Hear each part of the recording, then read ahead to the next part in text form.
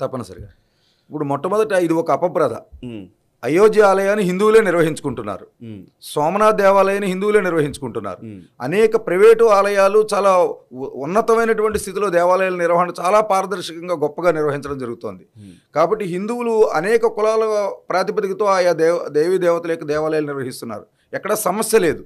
కాదంటే హిందూ దేవాలయాలను ధార్మిక కోణంలో కాకుండా, ఆధ్యాత్మిక కోణంలో కాకుండా ఒక వ్యాపార కోణంలో చూసినప్పుడు ఇంత వ్యాపారం చేయగలరా హిందువులు, వీళ్ళకి సత్తా ఉందా అనేది ప్రత్యక్షంగా వాళ్ళు వేసే ప్రశ్న. కాబట్టి తప్పనిసరిగా హిందువులు దీన్ని నిర్వహించుకోగలరు. అది అయోధ్య ఆలయంలో నిరూపణమైంది. సంవత్సరం అయింది ఆలయ నిర్వహణ ప్రారంభమయ్యి. ఈవేళ 70 సంవత్సరాల తర్వాత తిరుపతి దేవస్థానంలో స్వతంత్రం వచ్చాక ఆలోచిస్తున్న విషయాన్ని అయోధ్యలో ప్రారంభం రోజునే పూర్తి చేశారు. 40 నిమిషాల్లో దర్శనం పూర్తి చేస్తున్నారు. 1,20,000 మంది వచ్చిన. కాబట్టి ఒక 4 రోజుల క్రితం 62,000 మంది వస్తే తిరుమలలో 16 నుంచి 17 గంటల సమయం పట్టింది. కాబట్టి ఈ